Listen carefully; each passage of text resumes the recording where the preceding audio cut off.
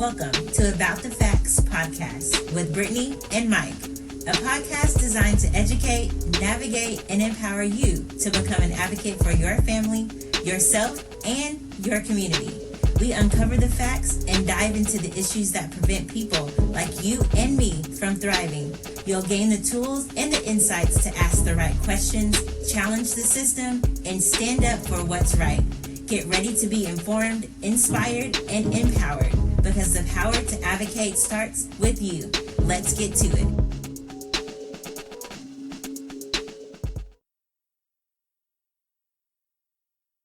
Thank you for joining us. It's an amazing day, and welcome to About the Facts podcast. We're your host. I'm Mike Shelton. And I'm Brittane Grant. And we are just so happy to be back here with you. About the Facts podcast is set up to educate you in all the things. You do say that all the time. And you got me saying it, but we want to be able to educate you in everything that's happening in Oklahoma City, making sure that you know how to navigate bureaucratic red tape. We want to help you avoid bureaucratic red tape. We want to make sure that you have the questions to ask to help you. Unlike a lot of people, you may have money for an attorney. I don't. And so what we want to do is have this platform to teach you how to avoid the obstacles of just red tape. You don't know what you don't know sometimes. You don't know what you don't know. I always like when you say that, and just help you become the best self-advocate that you can be, not only for yourself, but for your family and your community, because knowledge truly is power. We're continuing today on a great series, and we're so excited to be here to talk about politics in Oklahoma City, specifically the Ward 7 Oklahoma City Council seat. It's been a domino effect of why this isn't a special election, but on February 11th, it's going to be happening. Senator George Young retired early, and Councilwoman Nikki Nice, she ran for the open seat of City Council, and now it's left her City Council seat open. So we have 4 candidates that are running for that seat. Why don't you tell them who it is? So we've got Miss Andrea Holman. We've got John Pettis Jr. We've got Mr. Camal Pennington and Masood Haq. Yeah, Masood was one of our first candidates that we interviewed. So we're excited to keep this series going so you all are able to hear from them, hear about their platforms and what they want to bring to the community. That's right. And let me just tell you, it's so important to have these conversations, not only directly with the elected officials, but we want to make sure that you engage this process. There's a lot of disappointed people because of the November election. And we want to make sure that you understand these elections right here are even more important than the presidential. They're all important. But we want to make sure that you know that this election right here is the one that you need to be engaged in. It affects your day-to-day life. It affects your day-to-day life.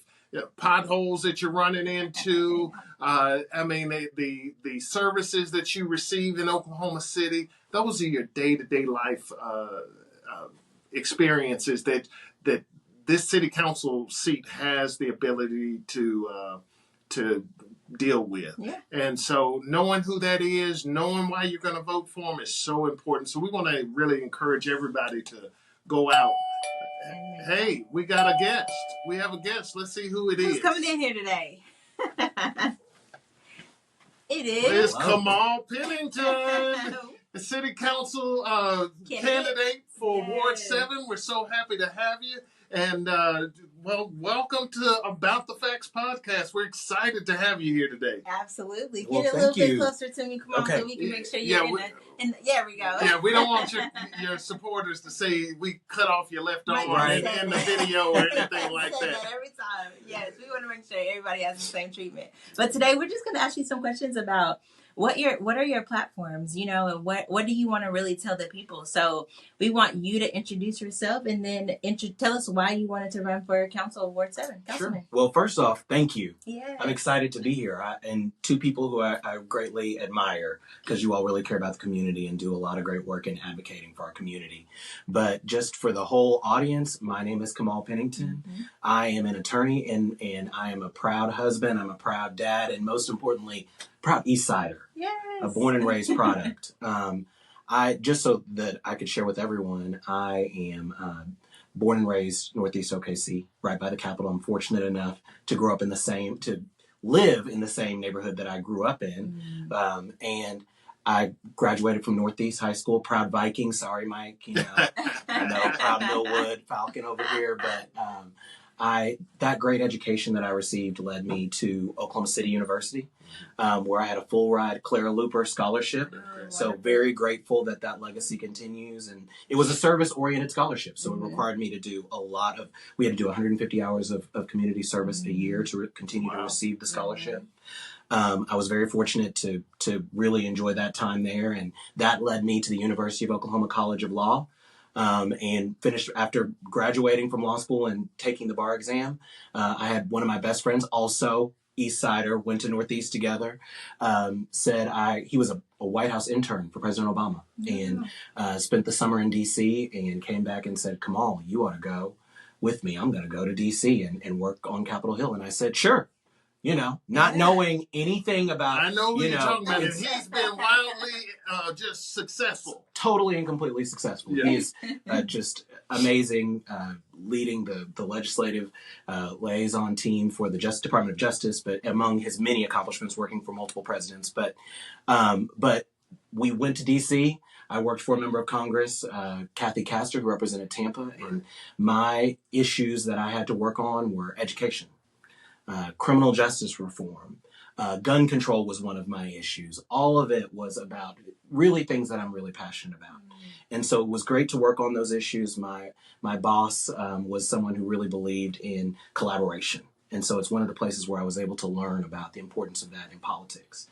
I wanted to serve Oklahoma. I didn't want to just serve Florida. Mm-hmm. So I decided to move back and started working for the American Federation of Teachers, where I served as their staff attorney and was a community organizer to get people to be a part of the union. And I'm really proud of that work because we're advocates for the importance of families being empowered. Yes. Students coming first. Mm-hmm. Those are the things that really matter. And so it was great to do that work. And that led me again to want to make another career change. And I went on to my alma mater, the University of Oklahoma College of Law, where I served as the director of annual giving, then the director of admissions. And in both roles, my focus was on how do we create more opportunity for people like me, people from this community who otherwise would not have had an opportunity, but for other people who cared for them and supported them. And so proud to say that we raised a lot of money for scholarships. As admissions director, we had great numbers. We had one of the largest classes in OU Law's history over the last 20 years. So that got me in a little bit of trouble that we admitted so many people, but I'm really proud of the fact that we brought in unprecedented numbers of Black and Latino students to the College of Law. My current job is I'm executive director of It's My Community Initiative, and that's a nonprofit that focuses on family strengthening. And our biggest program that I'm very proud of is True Dads.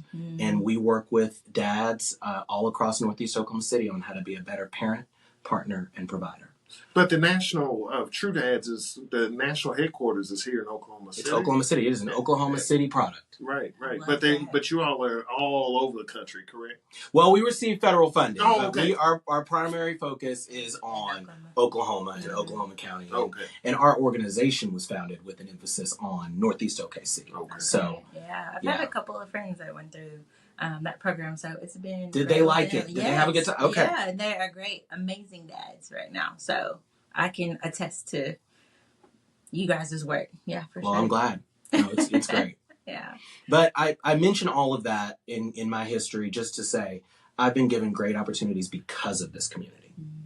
I'm a product of what happens when a family surrounds you with love, when educators that are from your community are the ones who invest in you, and then they provide opportunity. I'm a Claire Looper Scholarship happens because of that legacy.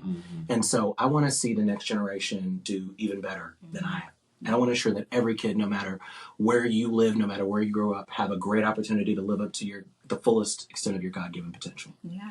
And so that's why I'm running. Right. Well, let me just say this. I've known you for some time. It's always impressive to hear because you look like you're 15 years old. But I know that you have got a great resume and you've done a lot of work in the community.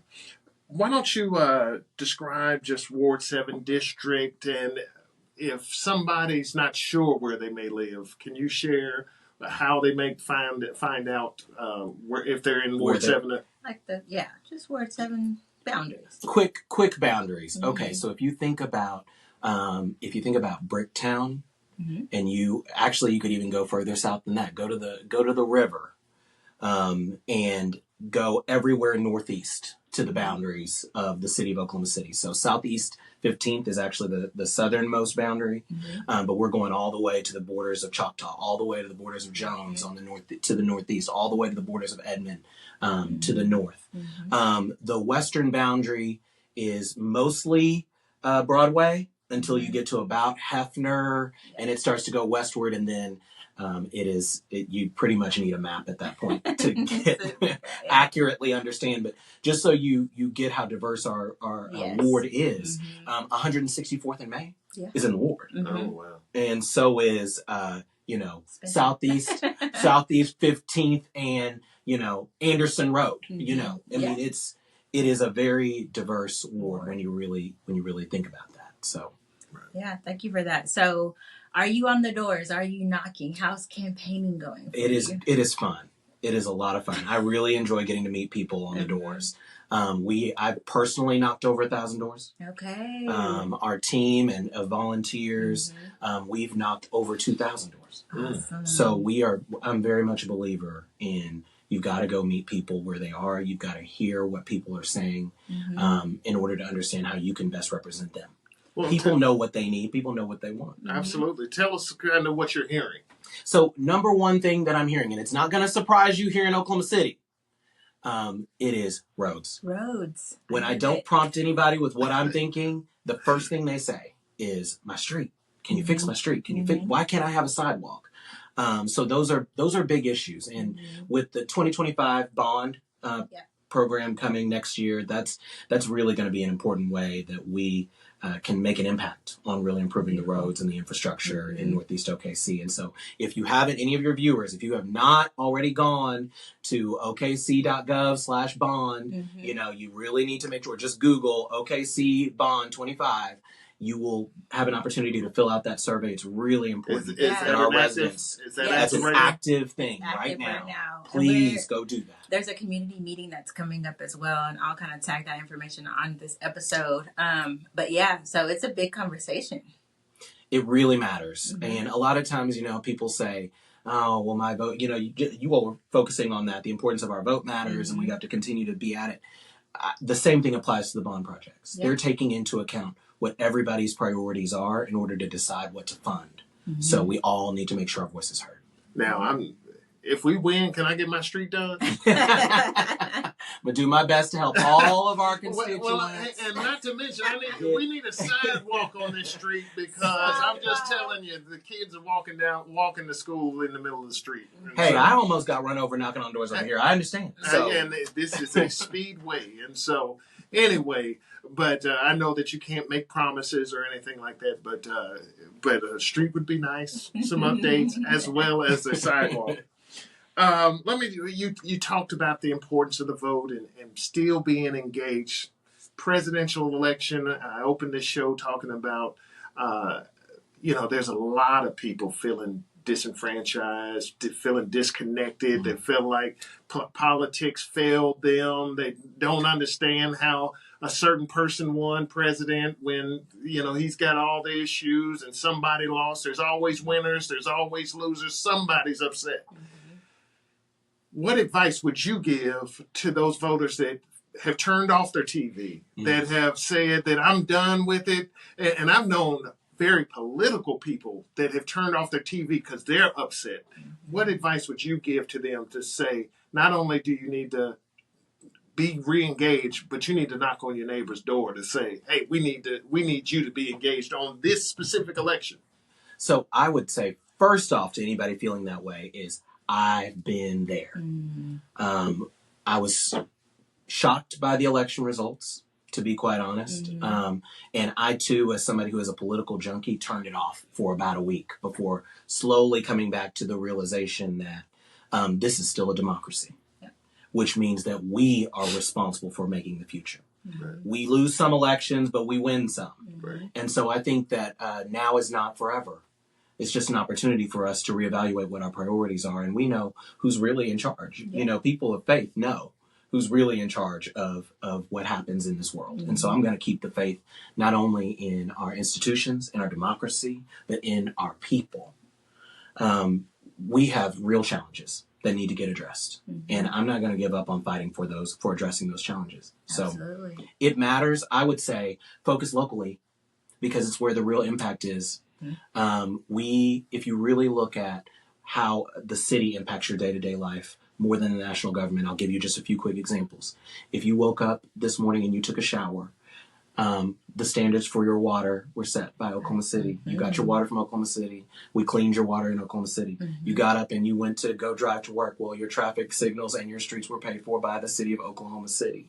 You went to work and the employer that you have probably received incentives to be in Oklahoma City because the city of Oklahoma City set the tone for you deciding to work here and how that looks. The city has a really big impact. City government has a big impact on your daily life. Absolutely. And so what happens if we all decided to invest our time in voting on these bond projects and really focusing on that? If we got involved in our kids' schools and said every kid deserves to have a great education in our community? What happens if we go out and support those entrepreneurs in our community whose businesses need our support? Absolutely. All of that is what's really going to make this a better world to live in, not just what happens in Washington. Right. Yeah. So as you're campaigning and you're knocking on doors, what are some of the challenges? You mentioned some of the challenges, but what are some of the assets that you see in Ward 7? Oh, the biggest thing is we're the most beautiful place to live. We are the hills, the trees. Oklahoma City we are in the plains, but when you're in Northeast OKC, it feels like you are living somewhere else. It is. So I think that's one of the biggest things to recognize is, man, I've worn out my Hokas going up and down the hills in Northeast OKC. I would say we have passionate people. As I'm fourth generation Northeast OKC. The people who are here really care. And when you knock on their door, and Mike, you both know this, y'all have knocked doors. Y'all get it. People feel very strongly about the place they live. They're very passionate about it. So you have to be on the ready when you knock on somebody's door about what you want to do, why, who you are, who your family is. All of that really matters here. And so that's, for me, part of the joy is when you get disheartened by the national conversation, go knock on some doors because you'll start having some hope all over again. And we knock on independents, Republicans. It's a nonpartisan race in Oklahoma City. All of us matter here. And so it is so interesting to see the commonality between what people say, no matter what your party affiliation is. Right. And that's such a good point. And I'm kind of breaking the rules because we try to stick to the questions because everybody's just about got the same question. But you're the first person that has said this. And so I'm going to make sure that everybody understands that this is a nonpartisan race. So can you just kind of speak to the February 11th race and it being nonpartisan? Yes. So it's everyone goes on the ballot.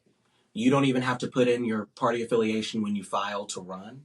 And so since everyone's going to be on the ballot, it's the first person to get to 50%. So if we don't get to 50%, if no one gets to 50% on February 11th, then we will have a runoff on April 1st among the top 2 vote getters. And so that is exactly what's being proposed with the state question right now, is that all elections for all elected officials throughout Oklahoma run the exact same way. And the advantage of that, in my view, is, again, as being a registered Democrat, I still knock on Republican and independent doors and get to hear what they think. And again, it's the joy of that has been that we all care about living in a safe community. Mm-hmm. We all care about our roads and our streets. We all care about our kids' future. We all care about making sure that we have a strong economy with great jobs in Oklahoma City. And so it's my joy to know that I get to represent all of those views at City Hall. Right. Yeah. Well, MAPS, it's been active for about 31 years in Oklahoma City. A penny sales tax that was implemented about 31 years ago to benefit Oklahoma City. If everybody sees the booming in Oklahoma City, know that a lot had to do with MAPS. Absolutely. And so Oklahoma City's been very supportive of ensuring that penny gets restored. Every so many years, we have to revote on that penny sales tax. It hadn't always included Ward 7. This last one included Ward 7 with the Clara Luper Freedom Center piece, with the Henrietta B. Foster piece. How will you, as councilman, ensure that Ward 7 continues to be a part of it? But the second part of it is, do you have any future projects that you'd like to see be a part of the future MAPS?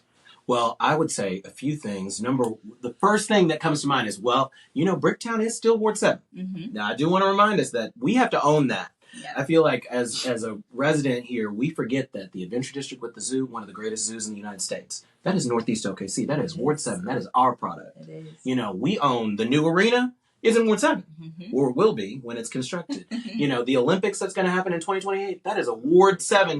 Those are facilities in Ward 7. Yes. So we need to wear that with a badge of honor and pride that it is in our home where those great things are happening.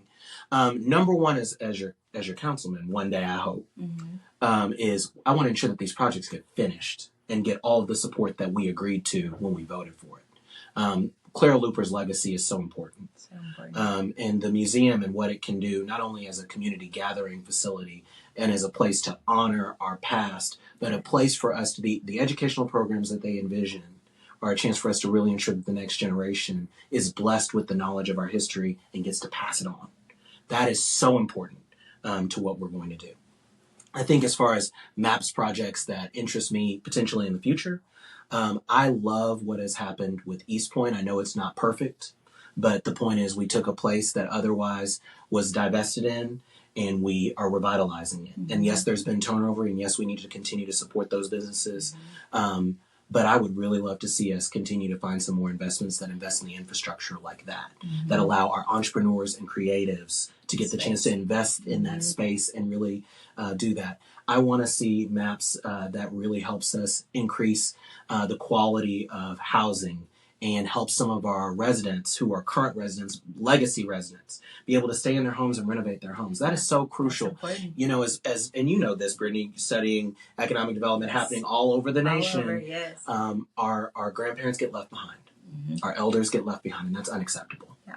And so I would love to see MAPS really try to invest in those opportunities so our residents can really stay here and stay comfortable here.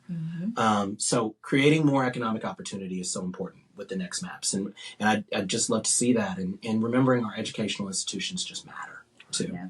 Right. So as we talk about development, Northeast 23rd Street is typically seen as the heart of the East Side. And in this development, as you're seeing the developments that are going on 23rd Street, you mentioned East Point. You mentioned those businesses that we've had turnover, unfortunately, because unfortunately we don't have enough rooftops, to kind of support their business and to bring in tourism and, all of the things that encompass economic development. What do you foresee happening on 23rd Street, or what do you like to see outside of, the streetscape is coming in, a rapid bus transit system? What else would you like to see on 23rd Street? Well, I think first thing, we really want to redo the street. It's not well lit enough. It is not safe to walk on all across Northeast 23rd Street. It should look beautiful.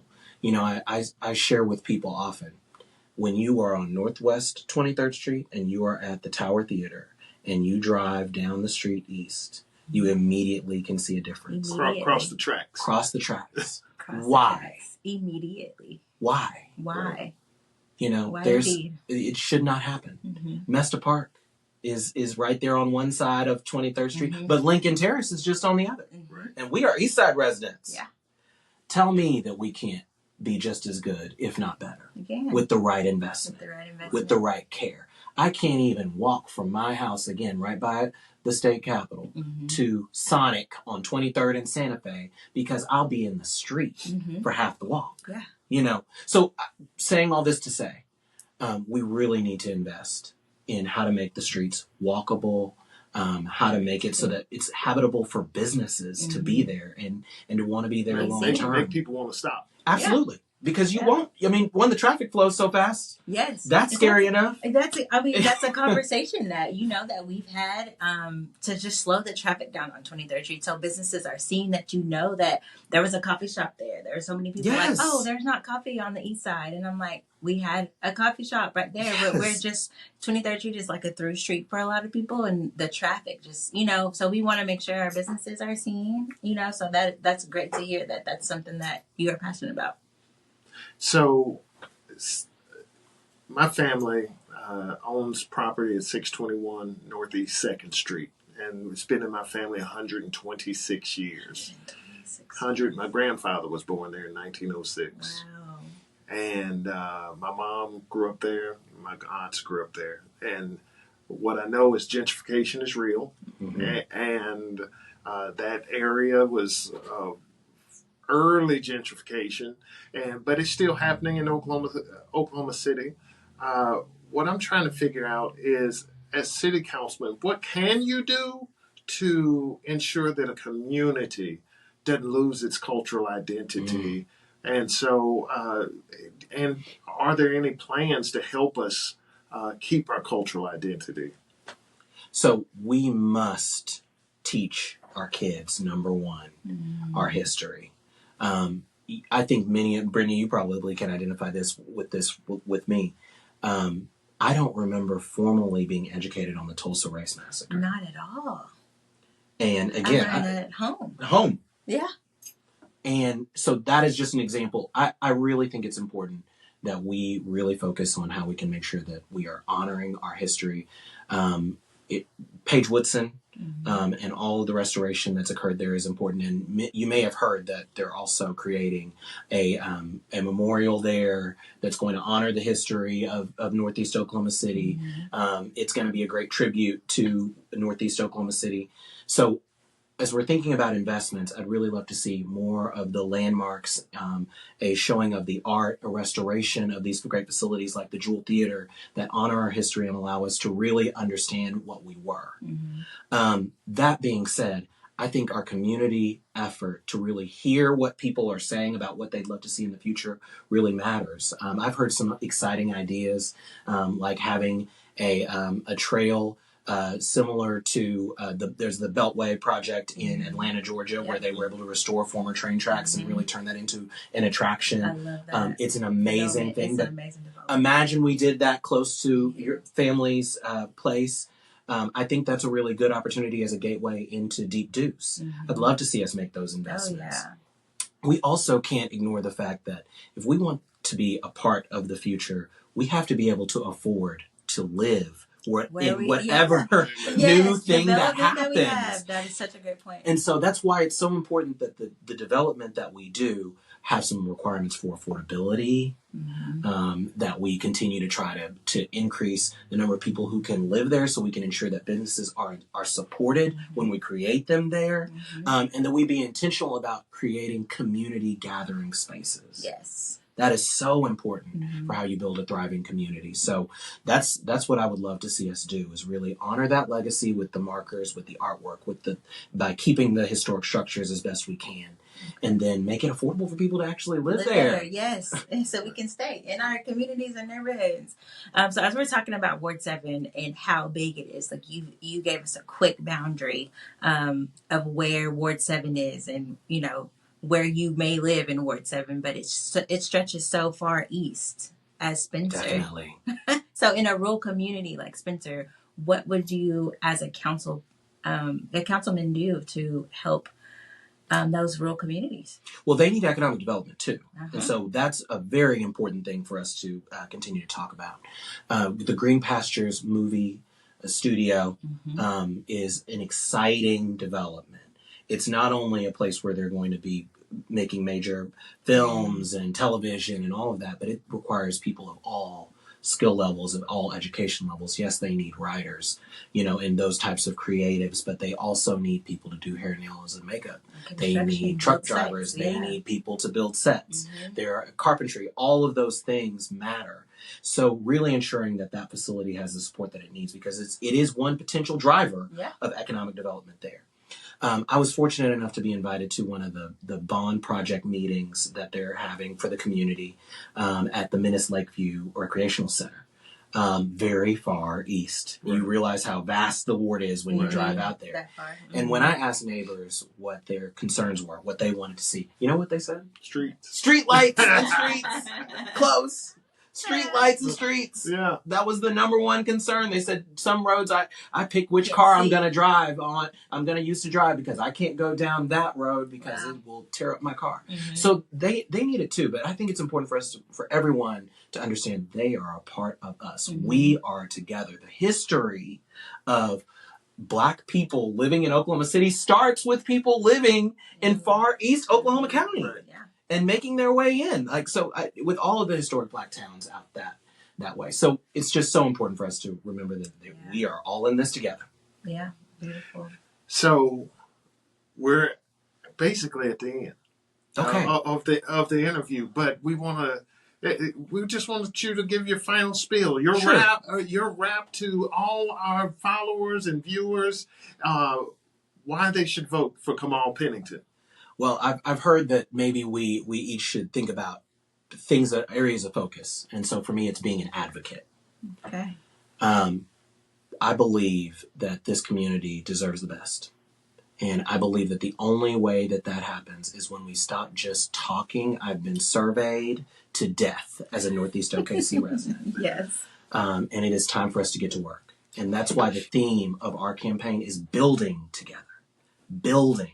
Because it's time for us to get to work saying we want to ensure that we have great facilities here, that we have great infrastructure here, that we are the finest place to live in all of Oklahoma City, right here in Ward 7. Right here. And I think that's why the focus has to be on building together, being united and supporting each other, so that every kid gets to grow up and have a great opportunity to have a great future, so that all of our elders feel supported. So that's my belief. I really am grateful for this community and all that it's done for me. And I hope that for my daughters, that they get a chance to live in an even better city than me. Beautiful. So tell people how to stay in touch with you. Sure. So you can go. We are online. If you just Google Camal Pennington, Camal, a lot of people think my name should start with a K. Please Google. Well, and let me be fair. Before there was Kamala Harris, I used to be able to say Camal and it would bring up your phone number. But now it's Kamala comes up. So anyway. You have Kamala in your phone? I'm sorry. He is that popular. I'm so sorry. I don't doubt it at all. But yes, how can we get in contact with you? Sorry. So we're on Instagram at Camal Pennington, so creative. And on our website, Pennington Ward 7 OKC. So just .com. So just go on. But if you Google me, you'll see all of those handles. But please engage with us. I love getting emails. We get occasional phone calls too. I enjoy getting to talk to people and hear about what's on their minds. So Kamal said, just Google him, okay? just Google him. So we are going to be on all major platforms you can find about the podcast, on iHeartRadio and YouTube and Spotify. So all of our major social media platforms. We are excited to be, have this series. So you all can hear from these subject matter experts and politicians that are coming to talk about what's going to affect you in your daily life. And we don't want to leave without just reminding you to remember to go vote yourself, but please ask your family, knock on the doors, and just remind them that these elections are so vital to your everyday life. These elections are really what touches your family. And so we just want to remind you that we appreciate this series. Camal, we appreciate you joining us. And just remember, this is an amazing day. And let's go make the best of it.